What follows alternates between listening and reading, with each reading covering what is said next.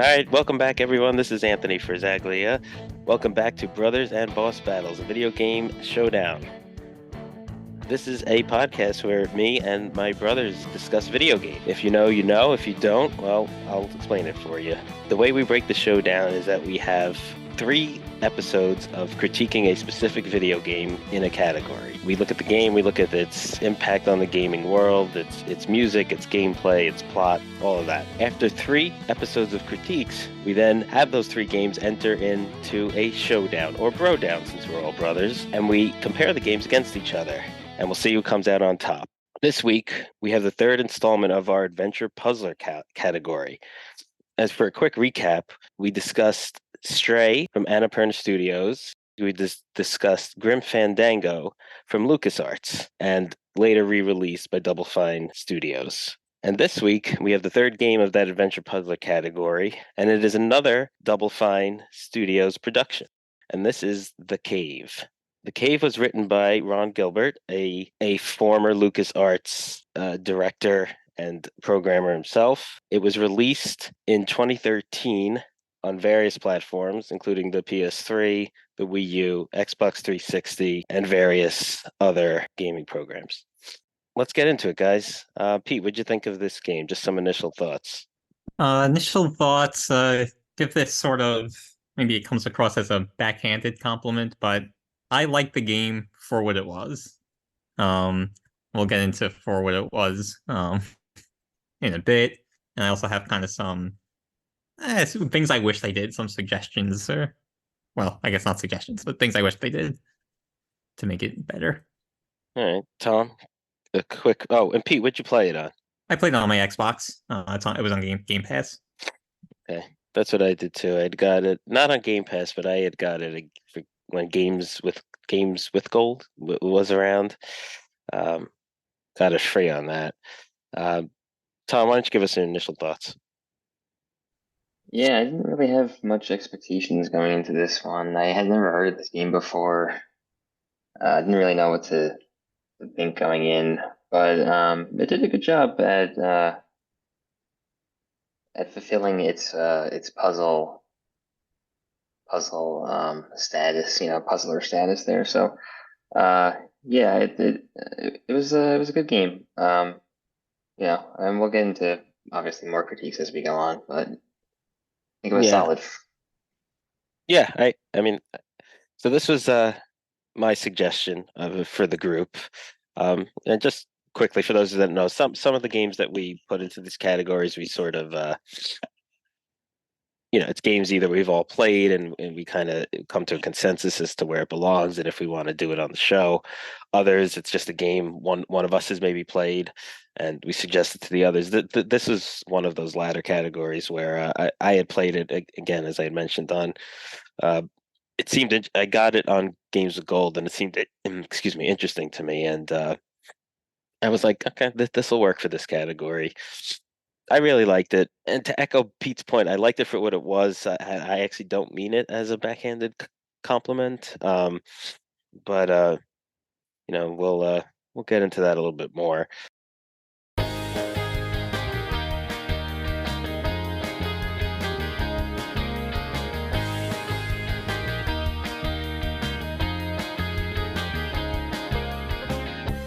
But first, let's go to the answers to last episode's Would You Rather question. Okay, last episode we talked about the puzzler of all puzzlers, Grim Fandango, and we asked a question based on the colorful characters in that game. We asked, who would you rather be friends with? And we gave 3 options. Gladys, the fun-loving, rambunctious friend who is a bit of a simpleton but always has your back. Salomones, dutiful and faithful to the cause, serious and focused. Or Chipito, hardworking and gruff, but the type that will tell you interesting war stories. This was another runaway poll, and maybe to be expected, the answer with the most number of hits was Gladys, the fun-loving, rambunctious friend. And, I'm not surprised. Gladys, while not always giving the most thoughtful answers to questions, did always have Manny, the main character's back, and was ultimately a good friend. So we could see people wanting that. Tom, you want to read some of the comments we got on social media? Yeah, for sure. And thanks for everyone who took the time to vote in the polls that we had set up on Instagram and X. Once again, for the listeners, we can be found at our handle is at Bros Boss Battles. So make sure to check there, usually within a few days of the release of our episodes for the next question. But yeah, so getting back to this one for Grim Fandango, yeah, I wanted to read one of our responses on Instagram. This one's coming from Danny X OVE on Instagram, and they said that I don't know about Friends, but I've always been a fan of Membrio, the forensic botanic, and his eternal sadness. And yeah, that's a good call out, and we appreciate. I mean, so we gave 3 options here, but definitely, in this poll and all future polls, feel free to drop a comment with, any answer that you think is fitting for the poll in question. Yeah, I liked Membrio. I kind of felt he might have been the more methodical and thoughtful version of Geppetto, whereas Geppetto was always sort of, definitely someone who had a lot of experience that could tell you good stories, was, gruff and sort of grumpy, sort of like the grumpy old man stereotype, whereas Membrio is more seemed like an older gentleman, but someone that had been worn down by the amount of work he had to do, but always still kept an even temperament. So definitely an interesting character. Definitely. Yeah, and that's just the thing about this game. There was a lot of characters who I think had a lasting impression on people who play the game. Just another shout out and kudos to the writing staff. So what would you guys pick? Who would your friend be? All right, I'll go first. This one was pretty easy for me. So I found Glottis and Geppetto be very annoying with their loud noises and their singing and all that. So by default, I would choose Salamonis. And I'm also kind of serious and focused, how we described him to be. So I think we'd get along. Yeah, I think I don't know. I always kind of respect like the old hardened veteran types, like I felt like Geppetto was. So I'd probably go with him. Glottis certainly seems like a good guy, but I do feel he could get a bit annoying. And Sal, I almost felt like he was maybe a little too self-important. So I think I would go with Geppetto. Tom? Yeah. All my current friends are already Glottises. Or a Glodai. I don't know if that's how you pluralize it, but yeah. So while I do like their qualities, I don't need another one of them. So I went with Salamonis. Also brings a different dynamic, like just very stands for something, and sticks to his ideals. I think that's a nice quality. All right, there you have it. None of us picked Glottis, but again, he was the listener's choice, so good for him. And though we didn't choose him, we all do kind of love Glottis anyway. So thanks for all the participated. Again, you can find us on X and Instagram at Bros Boss Battles. That's BROS Boss Battles. You can check out our website at brothersandbossbattles.com and listen to the podcast wherever you get your podcasts. All right, back to the show.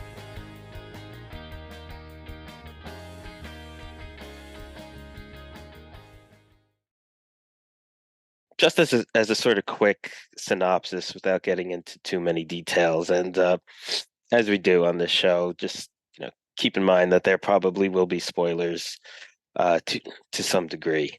In this game, there are 7 characters, and each playthrough is you have to select a combination of 3 of those characters, and you have to traverse through various levels, some of which are common to every single character in the game, and then there's each of those 7 characters has a character specific level.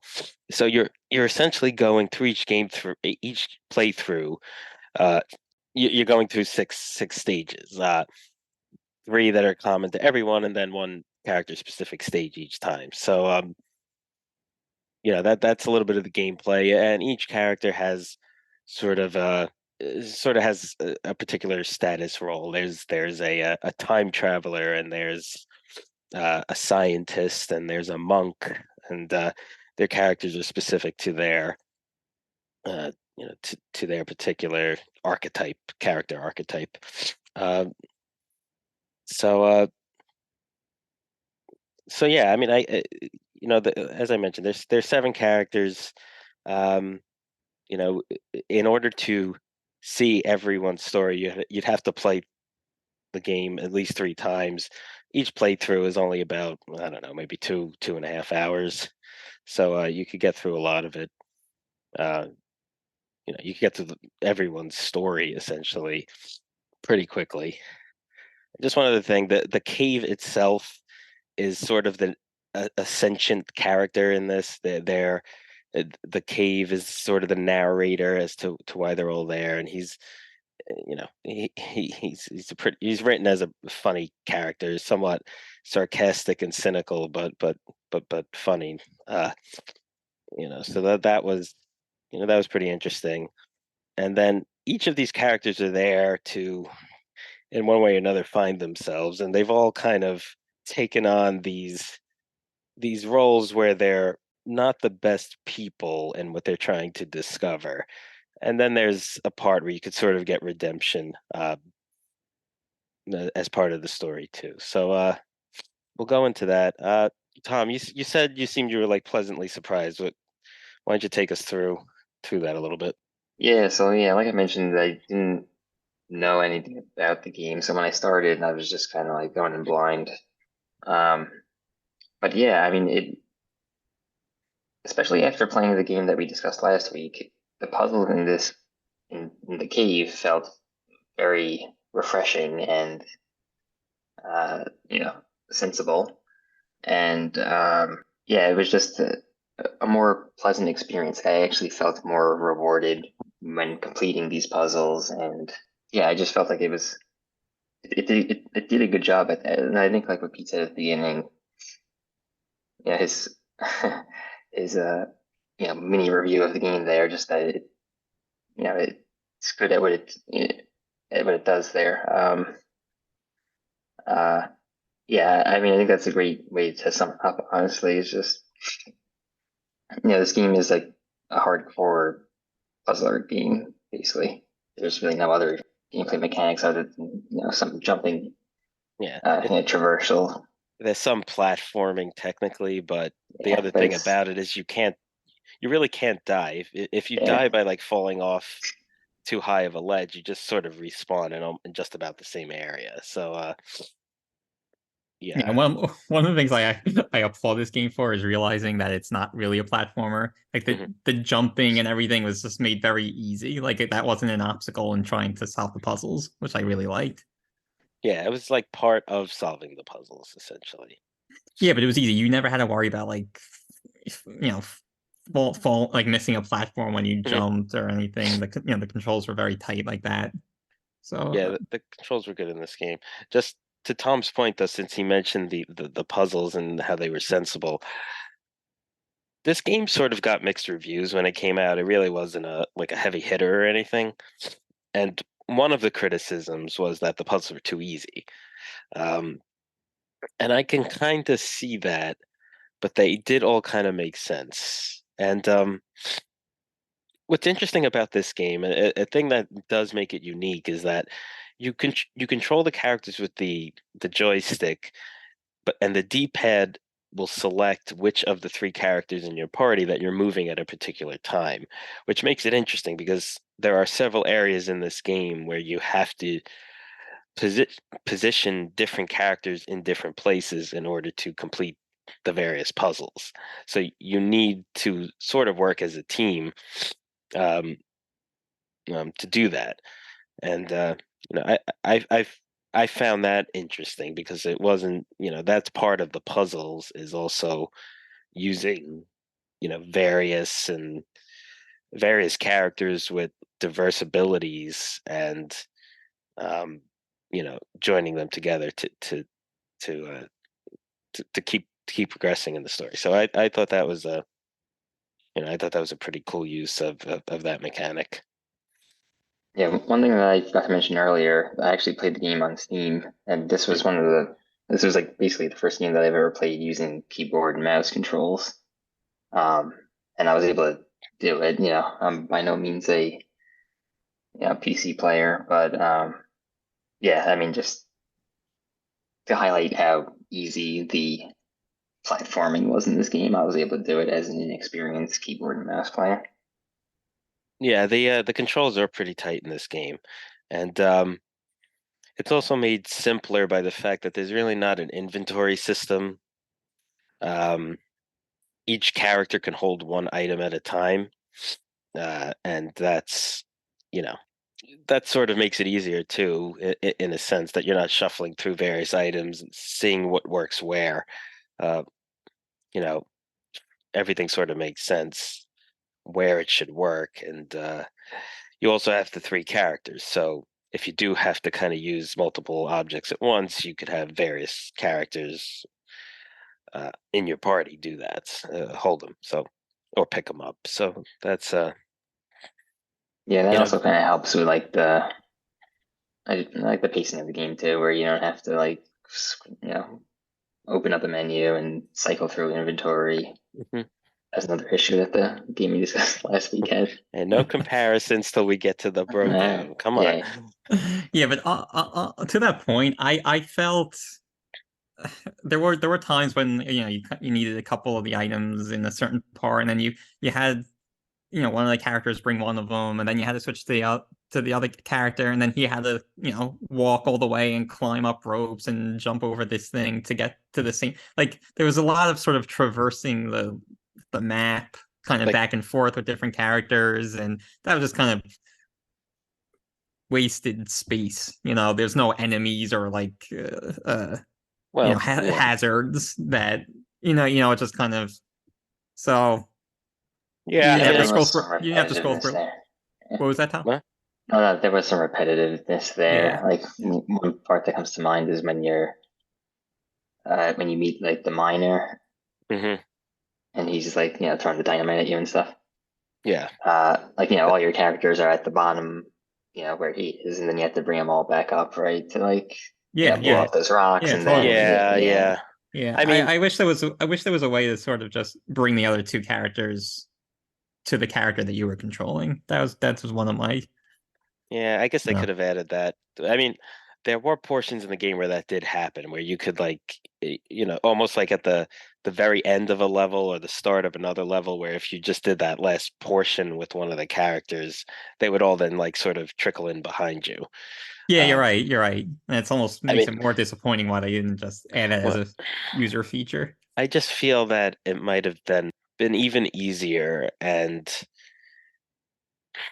you know, it, part of it might have just been too short because there were no enemies or anything like that. So part of it was discovering, okay, I had to go here, and then let me bring this other character here. It's like, oh wait, we have to go back up there. It's I think it kind of was used as part of the figuring out puzzles, which is the main mechanic of this game. So yeah, I mean, I get it to an extent. There are probably some areas where it was certainly repetitive, but I don't know. I just feel like the game might have been an hour with with the mechanic you're saying.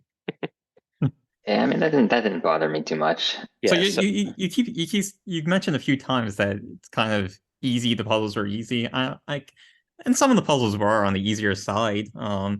And generally speaking, I feel like this is more for a casual gamer. This game, yeah, but I thought some of the puzzles were not so easy too. yeah. I mean, so as I mentioned that for the people listening, there's three levels that are the same no matter what playthrough you make. So like after the first time you play them, play those three levels, or if you play and then don't play for another few years and then have to play them again, those get repetitive, and those, you know, uh, if you're playing a bunch in a row, you should be able to zip through those. So there's the but those kind of serve as progressing the characters along as well, because there's the miner, it's like a prospector that gets stuck in the cave, and you essentially have to get his carts to really to help him, but then once you get him all his mining carts, the tracks beneath him break apart and you get to the next level. Then there's the one where you have to sort of help this hunter trap this rare beast that she's been hunting, and that also leads to you, I think, like falling down a place after like the monster breaks a bridge or something to get to the next spot. And then the last one is where sort of you're exiting the cave, like you're done with your journey. You get to an island that has been within this cave, and there's this hermit living there that wants to take up one of the spots on your boat to leave, and you basically wind up leaving him there by tricking him. So those three levels, once you play once, you should be able to zip through them. But what's interesting is the seven individual characters, and to me that's the highlight of the game, like their specific levels. Yeah, of course. And I don't think you mentioned each character has sort of a unique special ability.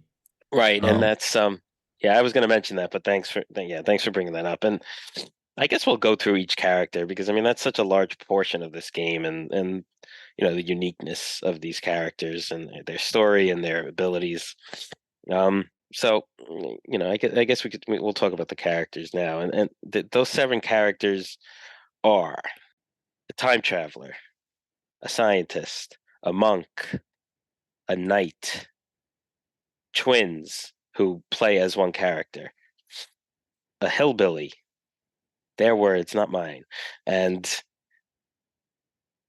I'm missing a character. Now I'm forgetting the ones that you said, but Yeah. did you say adventurer, scientist? No, adventure. Adventurer. Yeah, adventure.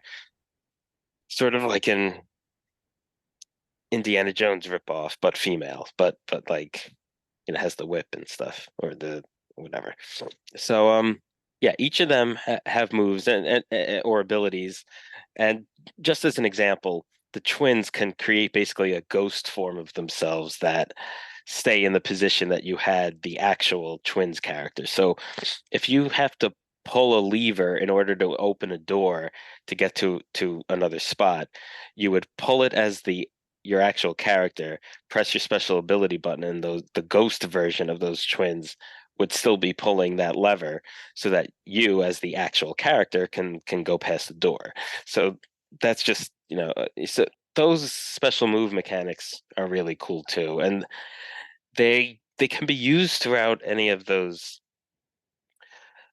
common levels, but they're essential in the character specific levels. I remember another one is in the Knights level, you have to sort of make him go up and down like in a freight elevator or an elevator on the outside of the castle, and his special ability is invincibility. So there's a guard shooting like a bow and arrow or something that will kill you and not let you to go past unless you use the invincibility at that particular time, so that he can get to the level he needs to on the elevator. So that just as another example. Yeah, so you basically distract the guard, so he keeps shooting the knight, but nothing's happening, right? Because he's invincible, and then another character comes from behind and grabs the key or whatever the item was. Exactly. So that was a pretty cool mechanic. Since we're talking about the characters and the levels, I did want to ask you guys, what were your favorite, maybe like your favorite team or your of characters. So like let's say your top three favorite characters and character levels for both of you. I'll start. My favorite level was the hillbillies. I thought there were some interesting just interesting puzzles there, but like in the whole carnival setting. I particularly like the one the guess your weight one. So like you had to grab the make one of the attractions at the carnival, make like this weight disappear. Then you go back to the attraction where they guess your weight and then they get it wrong because the weight that you're holding is invisible. So I thought that was clever. Right, because the guy would always guess your correct weight. Otherwise, yeah, Yeah. that's Yeah, and then the other one with the you had to like guess the color that the wheel was going to land on, and you Mhm. had to use the other like the fortune teller guy. Mhm. Yeah, see that one was very challenging to me. Speaking of puzzles that weren't so easy. Yeah, yeah, that's why I kind of like that level. It was thought provoking, I thought. Um, and I liked how you had to like combine the different interactions. I thought that was a cool twist. I, however, did not like his special ability. I didn't really feel like it made any sense that he could hold his breath underwater like Yeah. longer. It was just kind of like thrown in. Yeah, I don't know. The animation to me looked like they made him blow almost like a snot bubble from his nose that would engulf his whole head, and that kept him from drowning. I don't know if that was actually it though, but that's how it looked like to me. I don't know. Yeah, it just kind of seemed like they needed something for his level. So Yeah. they're like that was kind of added after the fact, I Yeah, felt. because But there's like a was that because there's like a dunk tank, and after that he goes really far underwater. yeah, you have to like swim over to Yeah. yeah, a further part. All right, what else? I like the twins level a lot. I felt like it was pretty concise, which I liked. But also also challenging. It wasn't just like a lot of puzzles occurred in that small area, which I liked. Um, top three. The Yeah, night one, the night I one like the was cool twins. too. I like the twins and the knight. Also for that kind of same Yeah, reason you stated. I feel like there was a lot going on in a little smaller space. yeah, Tom, what was your third? You said the night. the night. Yeah, Mhm. All right, P. What about you? Top three favorite. I think twins and knight are two of the three. The twins and the knight. I also actually really like the monks level. Mhm. His was a little different because it was all it was a little more direct. Like, okay, you have this sort of challenge that you have to do, and then you do it, and then you advance to the next one. So it's a little less sort of open world, and it was more kind of staged, puzzle one, puzzle two, puzzle three. And they did it in a clever way. So those that's are probably. probably my least favorite. The The monk. monk, really? Oh no. Yeah, Oh wow, I no, just I think oh, that's probably my and I'll let you go, but it's probably my third favorite. you want to Tom, what finish that didn't you up like about or it? What didn't you? okay? Yeah. Let me go. Yeah, Well, so there's the one where you're the one puzzle where you're carrying that lotus flower and the wind keeps blowing. yeah. So you have I to mean, turn your that's back. yeah. I mean, I knew what it was. It's just it's just not it's just not fun. I mean, That was a little bit more actiony, I guess, than like just like a pure puzzle. Yeah, yeah. Because like you had to move yeah. I mean, slowly and turn as opposed to just figuring something out. yeah. The I feel bet. like the solution was obvious. Yeah. It was like a very long, Walk. like yeah, long hallway there, I didn't think it was that long. and But then I but like Well, the way that at least for the when I was playing it, the controls were like it would like move you forward and then like automatically snap you back. Like I guess if you didn't move yeah, enough, yeah, I think so. yeah. So like that was just frustrating to me. Like it was annoying the controls there, and it's like I mean I get what they were going for, obviously, like like patience and you know remaining calm and stuff like that. Like it made sense thematically, but it just to me was not fun. That's yeah. So, all right, you went through your. I'll do my three. I mean, it's kind of going to be repeats of combinations of your two, but I think the hillbilly, the twins, and the monk are I think my top three. Um, I like their levels. So you mentioned the monk that thematically it was uh made sense, and that's what I kind of liked. It was a little bit different because it was sort of you get to a puzzle and you read a hint, which is almost supposed to be like a spiritual teaching, almost like to really fit in with the level, and then that would help you solve the puzzle, and then you'd get to the next one. And I think for me, the monk's level includes the hardest puzzle in the game, which was, I believe, the last one of that level, where essentially you just have to not move. Yeah, definitely. Yeah, I agree. And I, That was I hard. I think that was the hardest puzzle to figure out because they have all of these objects, and that's part of the game. Like, these characters are not the best people when you go into the cave, and they're looking for an object of desire, as it's called. And you see them, while you're, so essentially that part of the game you're on, like flying carpets, and there's one for each character, and then there's objects that they can hold. You jump off the carpet as it's rising, you jump onto a little ledge, get the item, and then uh go back on the carpet. So you would think that that's something you'd have to do. But there's a clue at the beginning, and I don't remember exactly what it says, but if you think about it, it's basically just saying stay still. And if you just go on the carpets, each character, and don't move,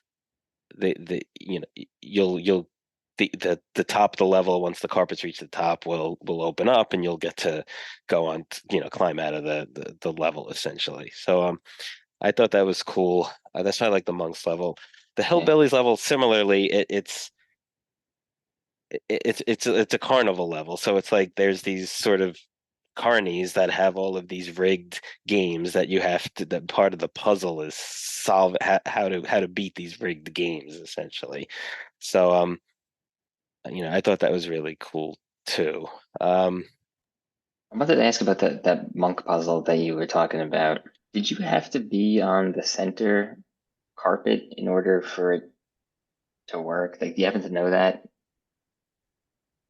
Because I feel like, Right, so there were 3 carpets, right? Yeah, there I were feel like three. I feel like at one point I was on either one of the side ones and It didn't work.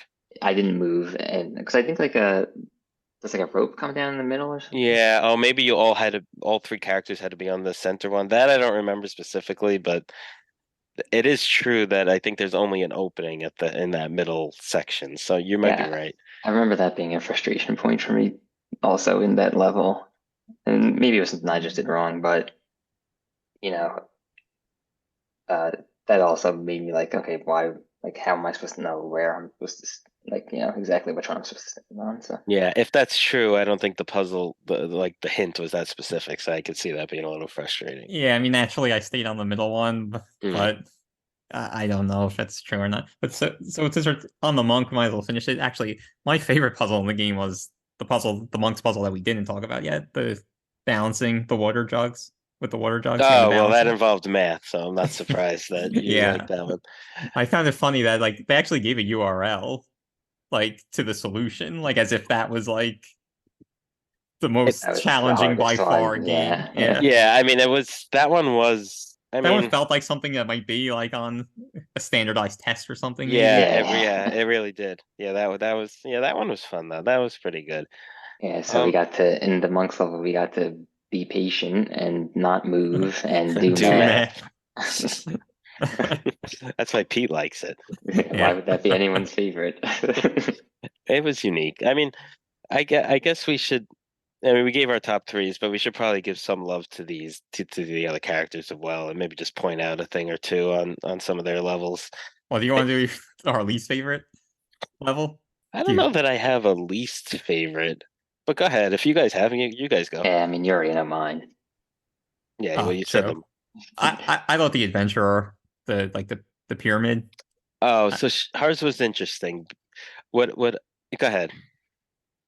It was just a lot of like you had to stand on different blocks on the ground, and then that would open certain doors. And Well, yeah, her level was one of the least. Well, it was one of them.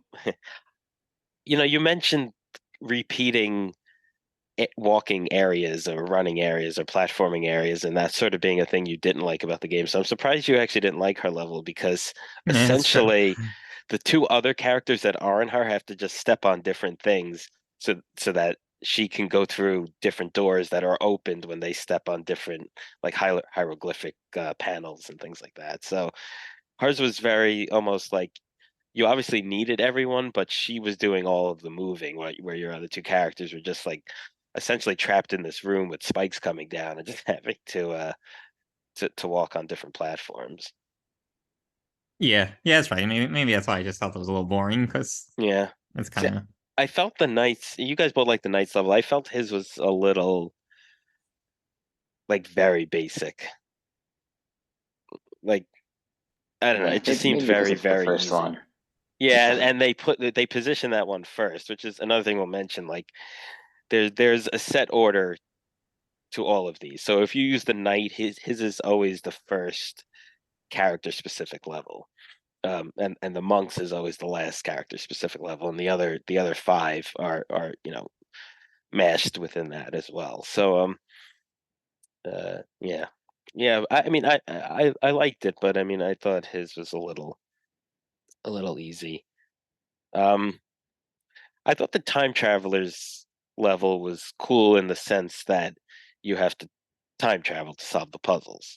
So it was, you know, thematically cool and what was her? Oh, she had like the phasing move where she could like go through yeah, doors. go through walls or something. Yeah, doors Yeah. or something. Yeah, no, I agree. I thought that level was cool. You basically went to the future, the present, and then like prehistoric times, Yeah, and it was all the same location, but in three different times. And then right, something you did in the past would affect the present, or right. So that was that cool. was I think cool. like in one spot you have to make this giant hole fill up with water so that you can get an item from that in the future or the present time. Like in the prehistoric time, you have to like make sure the boulder moves or something so that the water can drain through. Yeah, it's funny you Um, mentioned that because I had a little bit of a gripe with that one. So yeah, I guess you're in the prehistoric time, but the past, and there's water dripping, but basically there's a boulder blocking where you want that water to go through, through under the ground. So you have to move that boulder to let the water fill up underground. But of course the boulder is kind of situated on a hill, so if you push it and then leave it, it'll roll back down to the center and block the hole again. So what I was doing was just standing there in the way so the boulder couldn't roll all the way back to the middle. And then I would go back to the present time, and then nothing would happen, of course. So like what you had to do was physically you had to like grab the boulder and hold it, and then like hold that button. And it's just kind of like, I basically figured out the puzzle, but I wasn't actively holding it. I was just blocking its path with with the character. So that was a little annoying to me. all right, let's go to break and we'll pick it up on the time travelers level when we get back.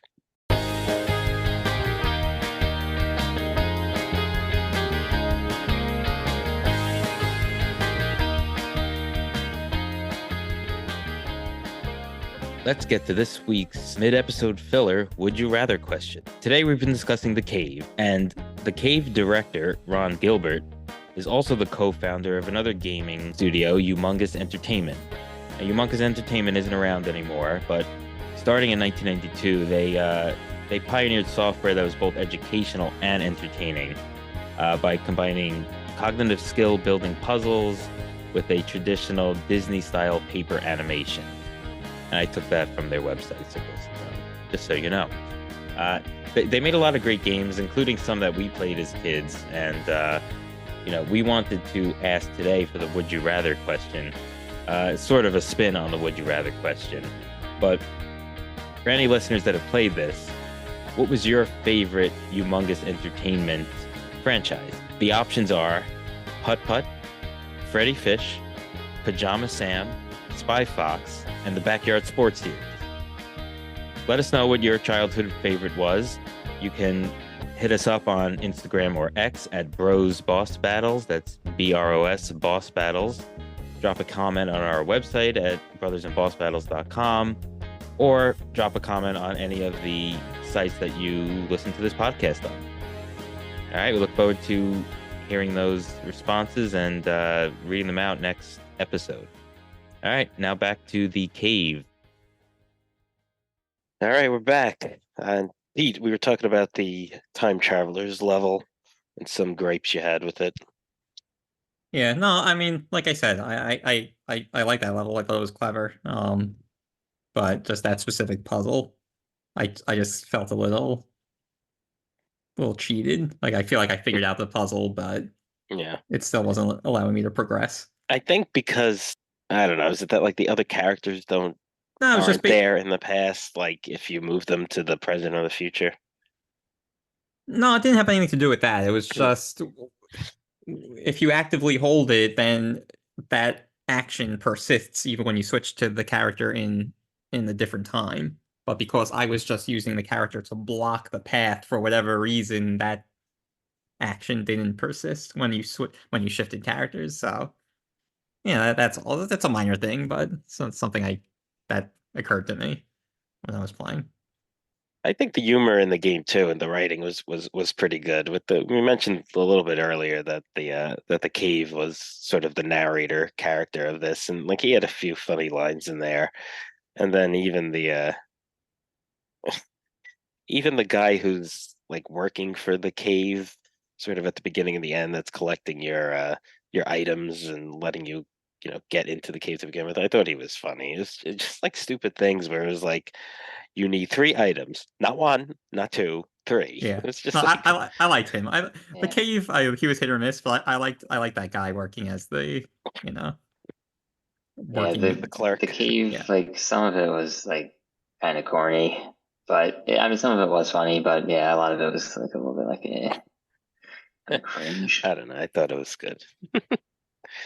He had some good lines. Yeah, Yeah. I So like what characters did the you like? parrot. I was Oh, the gonna say parrot. Yeah. the parrot. I thought he was funny. Oh yeah, so that's in that last level where you're in on the island in the cave, and that's right before the end where that's one of the common levels where you have to essentially get the boat from one side of the island to the next, but by going through it or under it in this case, by filling up different chambers underneath the island with water and ultimately tricking the hermit that's living there to not get to leave your boat so that all three of you can go on it, and he's kind of left there. So yeah, that's a pretty funny, but and that's probably the hardest of the common levels. Actually, but I did want to mention in that prospector common level, the one that really tripped me up, and even like I've played this game multiple times, the one that really tripped me up was the one where you have to go in the someone with the shovel in the mine cart, and then I don't know if you had to swing it or just have the shovel in your possession, but push it down so that that character hits the switch signal so that you go on a different track that would lead to where the prospector was, where you had to be. Like that took that one actually, that might have been the hardest puzzle in the game for me to figure out. Yeah, that one took me some time too. Because at first, like I wasn't switching to the character Hmm. in the card. I was just expecting them to like end up somewhere, and then I would change to them when they Yeah. reached that destination. Then you would do whatever you have to do. But yeah, that one took me some time too. Yeah. I think you did need to actually hit it with You the did. Yeah. shovel. You had to Yeah, actively. Yeah. Yeah. I like that puzzle. It was I just don't know how challenging. you would like if we eventually figured it out, obviously all of us, but Yeah, is no, there it took some anything time. in Eventually, I turned to the character, Mhm. right? Just because nothing was happening. And then you kind of see the switch. So then I'm Oh, thinking, okay. coming from the ceiling or whatever. Hmm. And yeah, I didn't think that was the hardest one, but it was a challenging puzzle. Yeah. So an interesting thing I read, and I don't think this is official or anything, is just people sort of speculating, but they, I guess people on the internet felt that because there were seven characters, that this each character sort of encompassed a seven deadly sin, or one each of the seven deadly sins. I think it's an interesting discussion, especially that these characters, at least when you go into the cave, they're all their backstories that you learn through various cave paintings and things like that are they're not very good people. What are some of them? I mean, the twins want to kill off their parents so that they could play all day. the the adventurer wants to, what was it, like she didn't win an award, or was that the time traveler? But one of them didn't win an That was the time award. traveler. Yeah, so she wanted to go back in time and kill the guy that did win the win the award, so that she in the future would be able to win it. And so as you could see, like there's all these, sort of nefarious and uh, bad things at play for these characters. And that's sort of like what the cave is doing. It's like it's tempting them to do these bad things, or giving them the opportunity at the end to sort of trade in their ill-gotten gains from doing those things to sort of redeem themselves. And there's actually different achievements or trophies or whatever you play on to for that. You can get like their good ending or their bad ending. And their bad ending is you essentially just, you you take your what you got from doing the bad thing that you did, and leave, or you give it back, and then that'll give you a few different like window panes of a story that kind of sets them on a good shows that they've been sort of set on a good path. So, like for example, the hillbilly level, he's trying to, win over a girl, and um, in his main story, when he doesn't do that, he essentially burns down the carnival.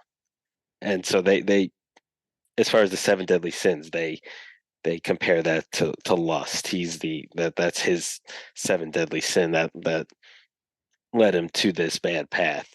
The scientist, uh, they they say she encompasses the sin of greed, because I don't really remember her story too well, but I think it's essentially she has this great invention, and instead of like using it for good, she uses it to build like nuclear warheads or something like that, which, but for a lot of money. So it's it fits into that, and then each one kind of would would fit into one of the seven deadly sins. Some are more,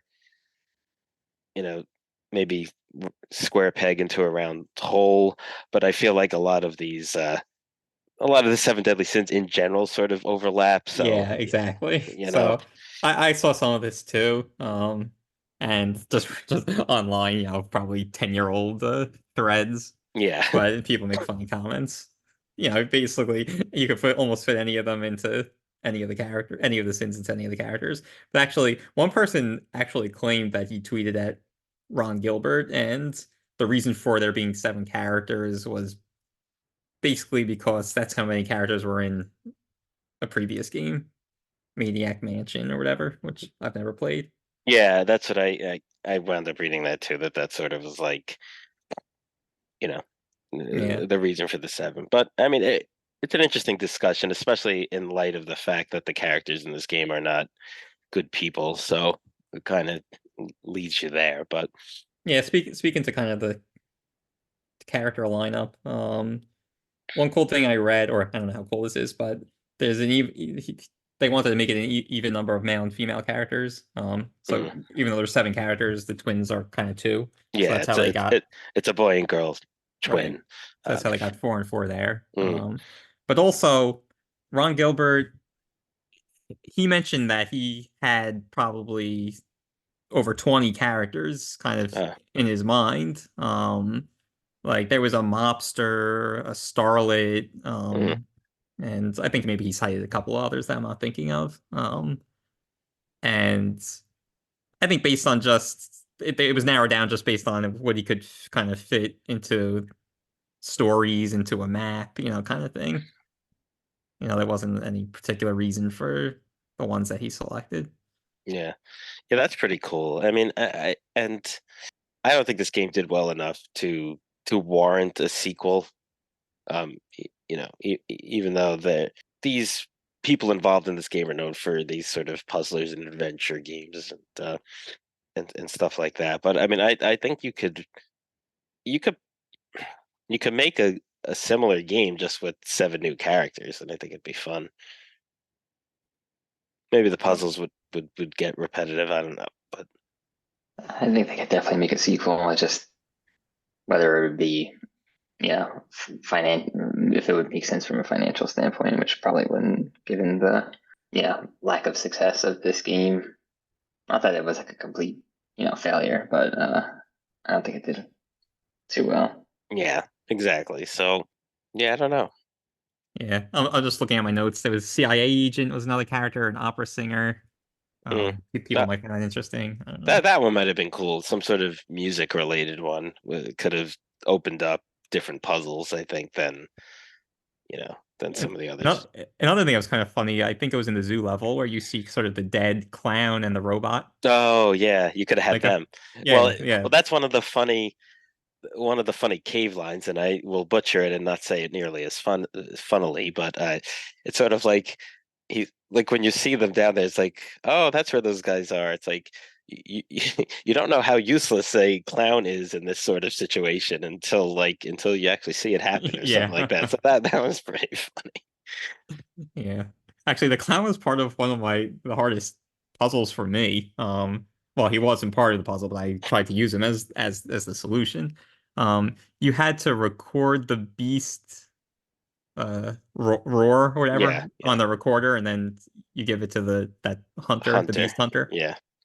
So for the I just automatically assumed there's like a hut that's near the beginning of the level that's playing this music. Mm-hmm. I thought that's what you had to record and then maybe use that Oh, on the beat or something. And then for so long, but then I was like, obviously that wasn't working. So then I went to the clown and tried to record like honking the nose. you could honk the nose? I'm pretty yeah. Oh, And then you had to you basically had to record the beast. getting chomped by the beast and thrown to the other side, right? Was that Yeah, exactly. You Yeah. set it down, and then if you walk to the beast, the beast doesn't eat you, but like roars and pushes you to the other side, and that was it. Yeah, Yeah. that one was very challenging to me. One of the most challenging. All right. I mean, anything What did else? you guys? Yeah. Yeah, I No, wanted go to ahead. talk more about sort of the wall paintings and like the Hmm. stories. Like, I really wish those were more elaborated on. Right? So in each kind of level, right? You encounter one wall painting for each character, and it kind of just goes through the very general sort of, I guess, backstory of these Well, there's characters. multiple. There's like five per character. Yeah, exactly. They So look like these glowing hieroglyphics on various sections of the levels you're in. And if you go up to it and press like A or X or whatever you're playing on, um, it'll have, and that's what I meant by like sort of like a pane, almost like a comic book pane of a section of the story. But how do you think they could have elaborated on that? Like, do you mean in the form, like the medium, like do a short video of that as opposed to just a cartoon drawing, or that would have been better, but just for example, and I don't have the exact words, but like on the monk one, it was like one of them was like lack of patience, and the next one was lack of strength, and the next one was lack of balance. Like it was yeah? just so I it was think just that nothing. It was nothing yeah, there. Right, Like they seemed pointless, honestly. Like you they already didn't. got the story from playing the level. Like you didn't need those. Yeah, Like they didn't add well, anything. yeah. I think it's sort of set up why, because like, all right, just again spoilers, but like the monk, for example, since we're talking about, he wants to become like his master, and those pain, like you don't really know that. So he wants to become his master. He's not putting in the work to do that, and that's why the lack of balance, lack of patience, and all of that. So he just winds up killing him. Like that's his story, and in the level, you kill him, but you don't necessarily know that that's the reason why you're killing him there. So I think those little stories kind of are what clue you into that. You kind of just know the end result, not right. I mean, Yeah, I think part of the narration yeah. also like hints at yeah, why they're And doing what they're doing. yeah, and you could easily add two more lines of narration and get the yeah. full story. I think the concept was really awesome. I wish there was more of a backstory and a motivation, and I mean I get the reasons why they're doing it, but Hmm. I thought that came across to me as very weak, that part of the game. Yeah. Just Yeah. telling stories through those wall paintings, and they were, like I said, like the monk. I think there was 4 of them that were like that. Lack of this, lack of Yeah. that, Yeah. and there's only what 6 in total or whatever. So Yeah. it's kind of like, obviously it's not giving you that much. Right. And just to that point, just to clarify it a little bit, I think if you whatever item you get of his or of any character, if you give that back at the end, then you have to like click on the clerk 3 times to give it back. So you're basically repenting in a sense. You're not taking the object that you got by doing these bad deeds. So that's sort of like the repentance in the game. And if you do that for every character you do that for, like 1 or 2 other pains, comic pains or story pains, whatever you want to call them, open up at the end, kind of showing that they're on a better path, or that like their fate was turned around, or that So I think at the end of the monks, it's like he put in the work to become like his master or something like that. Yeah, I didn't find out about the repenting mechanic until like my final playthrough. So like I did it for the 2, that I was repeating, the 2 characters that I was repeating. But yeah, I mean that wasn't motivation enough for me to replay the game again with each character just to get that one more still frame at the end. Yeah, Yeah, I mean 100% not. Yeah, I mean motivation. I think so. I played this game a while back, and then played it again recently. One of the achievements or trophies or whatever is seeing everyone's like story, but then also seeing everyone's like good story, so to speak. I believe that was another one. So, yeah, I mean that's part of it. So Yeah, I mean there really was, the this replay value was quite low. you think so? I mean, I think the fact, I guess, well, it depends what you classify as replay. Because I mean, I was certainly interested in playing everyone's level Oh at least yes. once. Oh, yeah, So definitely. yeah, so I mean that's technically, you really need to play this game at least 3 times. I mean, I don't know that you need to play it to see that good ending, quote unquote, but it was cool that like everyone's level is unique. Yeah, but honestly, like when I was in my 3rd playthrough, and of course the last character I chose was the monk. His was the last level before Yeah. the final common level, so I had to play through the whole game. I mean, I was going to do it anyway, just to get his story completed. Yeah. But I don't know, like in that 3rd playthrough, I was like, I'm ready to be done with this. I felt like Yeah, but if there were more different if there were different characters, if there were 9 characters, then you probably wouldn't have felt that way. Yeah, I guess to an extent, but I mean to replay all those common levels all the time, that was I dumb. feel like they could have just, I don't know, maybe add like a way to skip those or something. Honestly, I think they didn't need to have those at all. So I would like to get into sort of maybe my ideal way that this game could have been Yeah, framed. go ahead. So I think, like I said, I view this more as for a casual gamer. It's puzzle game, and it's not super duper challenging. So as maybe meaningless as this seems, I would have liked for it to be multiplayer, and then maybe I control one character and my friend controls another character. They have multiplayer. Oh, is that right? It's only local, not online. But like if you have 3 people together with 3 controllers, you can play it on your Xbox. Oh, okay. So they did do Yeah, that then. I've read cool. that. I didn't try that out, but I did read that in like Yeah. reviewing for this show, which I actually thought would have been, is a pretty cool thing. Yeah, that would have been cool to try out. Yeah. Yeah, that would have been cool. Yeah, but again, if it's local, if it's only local, then it's harder to do. But Yeah. then you could kind of solve the puzzles together, and you can still do that, obviously, even if only one person is controlling it. But I think it just feels more like both or all 3 parties are involved. So that was number 1. Number 2 is, Tom, like you just said, to kind of skip those levels or just eliminate them, or not eliminate them. So What I wish they did is they kind of made it like, okay, you pick 3 characters and it's like a little bit of a story and you go from one to the next. I wish it was almost more like, like Mortal Kombat or something. Like it's just you beat this first stage, then you get to the second stage and they kind of get a little harder. So maybe like those general levels could have been, the first few levels and then you move on to the Knights level and then, that I wish it was more like that. Um, Hmm. And I would have felt like I feel like that would have maybe eliminated the feeling of just some like meaningless traversing of the map to get from one world to the next world. Um, Yeah, I mean, and if I had to give a criticism of this game, I think it would, as much as the common levels were fun, I think having to play them every single time was a problem.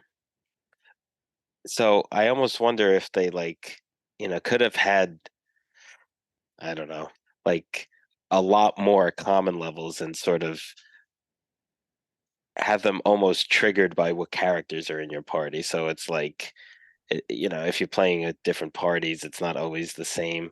I mean, I don't know if there's a way to have common levels and not have them be, just that common and essentially repeating. But I could see yeah, that they could being have a done it criticism. where they had more and then they just kind of cycled through them. Your Yeah, first playthrough is going to be these 3, your second yeah. playthrough is going to be these 3.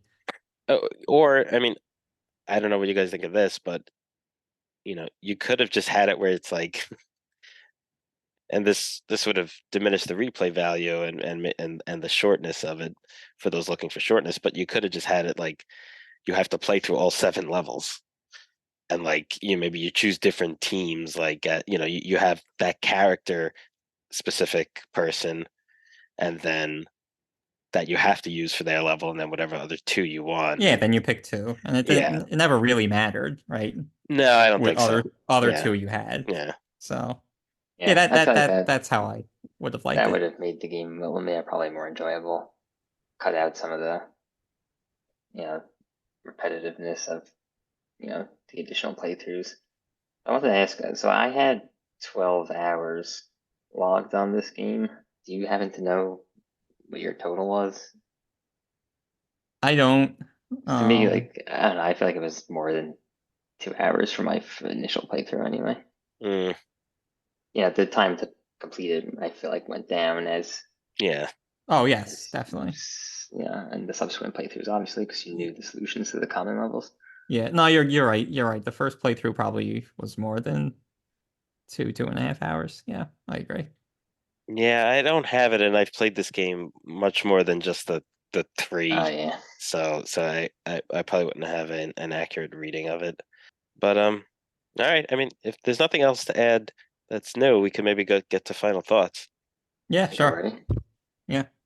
So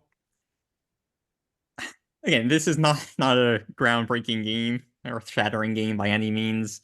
Like I said at the opening, I like it for what it is. Um, I gave some kind of suggestions that I would have liked maybe to make it better. So I like the game, and if they came out with a sequel and it's just basically the same thing but 7 different characters with different puzzles, whatever, different worlds, I would play it. I would want to play it. So I liked it. Good Do you game. recommend it? Uh, Does that? I re- having played the first one, I want to play the second one. But if you've never played the first, well, the second one that doesn't exist and is never going to exist. but but What would you recommend the first I one? would recommend the first one to maybe to like someone like playing with their significant other or something. Especially now that I know you could do local multiplayer and you kind of do the puzzles together. As for like a casual game night kind of thing. But for a real serious hardcore gamer, I think their gaming hours probably better spent somewhere else. So I'll leave it at that. Tom? Yeah, I thought this was a solid game, good embodiment of a puzzle game. Yeah, I mean, I enjoyed my time with it for the most part. Like I said earlier, like towards the end of the third playthrough, I was starting to get bored of the game. But it was a solid 10 hours. that I was, really enjoying it. I mean, I would recommend it. I mean, again, it can't just be like a blanket, like positive or negative recommendation. It really depends on the player. If you're into first-person shooters, yeah, you're probably not gonna like this game. But if you're more open-minded with the games you play, I think there's a lot of enjoyment to be had here. So, yeah, I mean, with that in mind, I would recommend it. Yeah, and I would recommend it too. I mean, I don't know what this game sold for. I can't imagine this being a $60 game when it came out. I mean, I, but I really liked it. I think I like puzzlers. It's a very accessible puzzler, which I think is a good thing. Um, it's got its little bit of funny humor in it as well. It's relatively short, and as long as it's not overly expensive, I don't think short is a bad thing. So with that in mind, I would recommend it really to anyone, any gamer like you said that has an open mind. If you're specifically into a particular type of game and that's it, then and if it's not puzzlers, you're not going to like it. But I think this is something that a lot of people can pick up and play and enjoy. Um, and that's one of the reasons why I like it. All right, that'll conclude this episode of Brothers and Boss Battles with regard to the cave. And next week we will have our Bro Down Showdown, where the cave, Grim Fandango, and Stray enter the arena, and we'll see who comes out on top. Till then, thanks for listening, everyone. Have a good one.